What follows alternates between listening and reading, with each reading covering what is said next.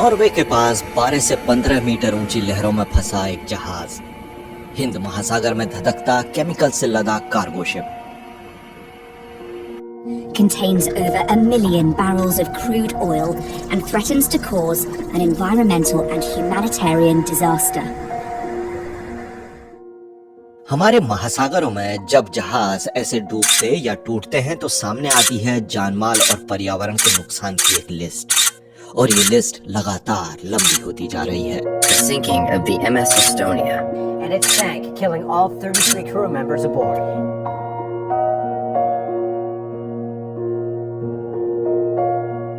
दुनिया के किसी कोने में औसतन हर हफ्ते एक बड़ा जहाज डूब जाता है।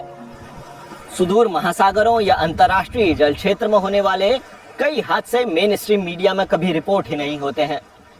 पिन एंड पोस्ट के इस वीडियो में आज बात करेंगे जहाजों के इन हादसों के बारे में और उनके गंभीर नतीजों के बारे में।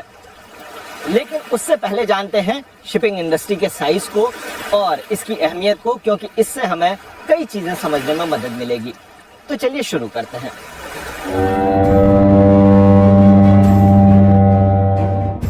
हजारों शिपिंग कंटेनरों के साथ सफर पर निकला एक बड़ा कार्गो शिप 20 फीट लंबे, 8 फीट चौड़े और 8.5 फीट ऊंचे स्टैंडर्ड साइज के इन कंटेनरों में कई तरह का सामान लोड है। दुनिया भर का 90% व्यापार इसी तरह हमारे महासागरों और उन पर लंबी यात्रा करने वाले मालवाहक जहाजों पर टिका है।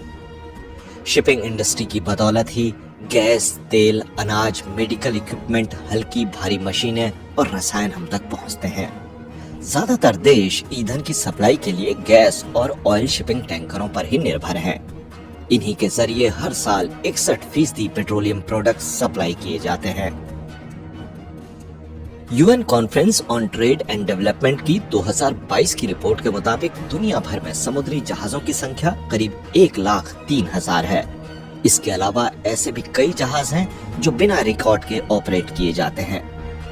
फ्रांस की संस्था विजीपोल समुद्री हादसों से होने वाले नुकसान पर नजर रखती है। वो एक बड़े बदलाव की तरफ ध्यान दिलाती है। कंटेनरों से होने वाले समुद्री ट्रांसपोर्ट ने खास तौर पर बीते 15 साल में ऊंची छलांग लगाई है। जहाजों का आकार बहुत बड़ा हो चुका है। आज 20 फुट इक्विवेलेंट यूनिट वाले 22,000 से ज्यादा कंटेनर एक बार में ट्रांसपोर्ट किए जा सकते हैं। जहाज भी 400 मीटर लंबे हो चुके हैं।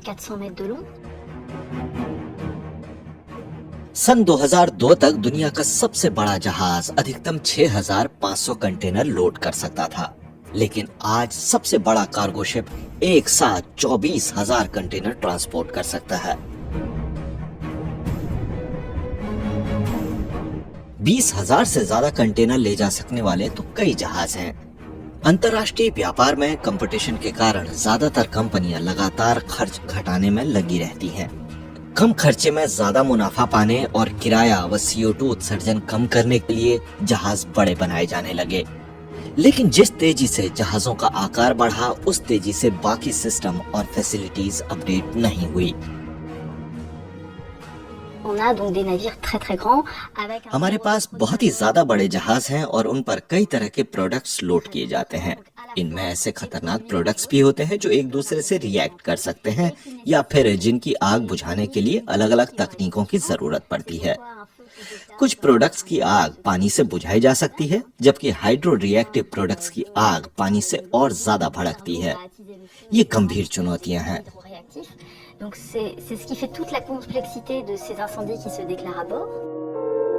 तेल ढोने वाले ऑयल शिपिंग टैंकर तो जहाजों से भी ज्यादा तेजी से बढ़े हुए। 1878 में केरोसिन ट्रांसपोर्ट करने के लिए दुनिया का पहला सफल ऑयल टैंकर बनाया गया। वो 56 मीटर लंबा और 8.25 मीटर चौड़ा था। आज हमारे ultra large crude carrier 415 metre लंबे और 68 मीटर चौड़े हैं, यानी पहले ऑयल टैंकर से कहीं ज्यादा बड़े और लोडिंग कैपेसिटी वाले। लेकिन इस बड़े आकार का मतलब बड़ा नुकसान भी है। -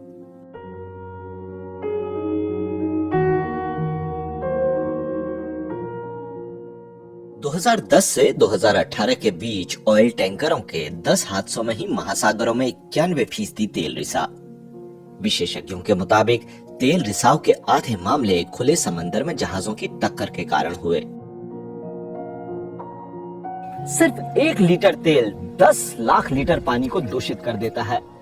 तेल की परत लंबे समय तक पानी को ढक देती है और समुद्री जीवों और वनस्पतियों तक ऑक्सीजन और सूरज की रोशनी नहीं पहुंचने देती। अनगिनत समुद्री जीव मारे जाते हैं। हादसा होने पर जहाजों पर लदे केमिकल्स भी पर्यावरण को भारी नुकसान पहुंचाते हैं। सितंबर 2019 में पूर्वोत्तर ब्राजील के बाहिया में एक ऑयल टैंकर डूबा। इससे इतना तेल लीक हुआ कि कई किलोमीटर लंबा समुद्र तट काला पड़ गया। अगस्त 2020 में मॉरिशस को एमवी वाकाशियो की वजह से एनवायरमेंटल इमरजेंसी डिक्लेयर करनी पड़ी। इस दौरान इतना तेल रिसा कि दुर्लभ वन्य जीवों की सेंचुरी तक फैल गया। सितंबर 2020 में जापान के पास 6000 गायों से लदा जहाज डूब गया।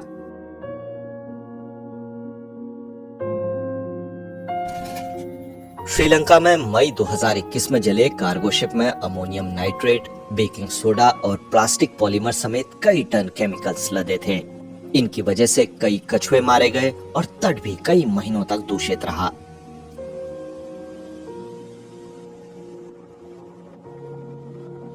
मार्च 2022 में पुर्तगाल के पास 4000 लग्जरी कारों से लदा जहाज अटलांटिक महासागर में डूब गया।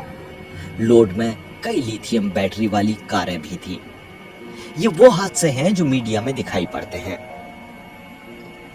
2011 से 2021 के बीच 892 जहाज डूबे।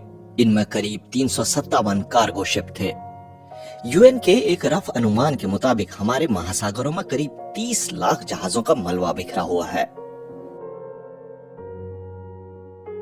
एक्सपर्ट्स कहते हैं कि कोविड लॉकडाउन की वजह से 2021-22 में हादसे जरूर कम हुए, लेकिन अब एक बार फिर बढ़ते मामले रिपोर्ट होने लगे हैं। IHS मार्क इट की एक रिपोर्ट के मुताबिक महासागरों में चलने वाले तमाम किस्म के जहाजों में कई देशों के करीब 10 लाख लोग काम करते हैं। 2015 से 2019 के बीच इनमें से 527 मारे गए और 509 लापता हो गए।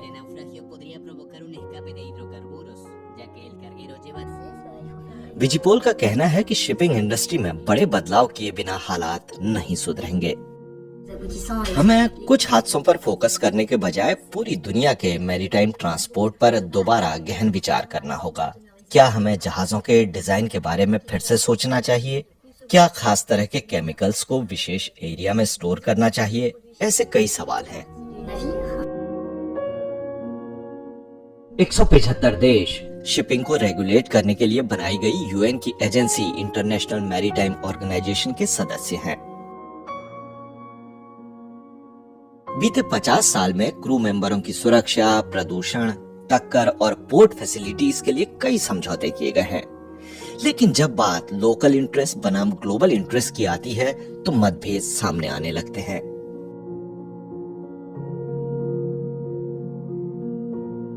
तीन फीसदी ग्रीन हाउस गैसों के उत्सर्जन के लिए जिम्मेदार शिपिंग उद्योग को 2030 से इको फ्रेंडली बनाने के ऐलानों के बीच कई शिपिंग कंपनियों ने नए जहाजों पर पैसा खर्च करना बंद कर दिया है। उन्हें लगता है कि ये तकनीक अभी बहुत ही शुरुआती चरण में है और महंगी भी है। आगे का रास्ता असमंजस भरा है। खराब मौसम, दुश्वार हालात में काम करते क्रू मेंबर और जंग खाते जहाज, हम तक बहुत सारा सामान इसी तरह पहुंच रहा है। पिन एंड पोस्ट के इस वीडियो में आज इतना ही। आपको ये जानकारी कैसी लगी कमेंट करके जरूर बताइए अपनी राय। अगर आपको ये इन्फॉर्मेशन अच्छी लगी तो इसे और लोगों के साथ भी शेयर कीजिए। पिन एंड पोस्ट को सब्सक्राइब कीजिए। अगले वीडियो में एक और इंटरेस्टिंग टॉपिक के साथ आप लोगों से फिर होगी मुलाकात। नमस्कार।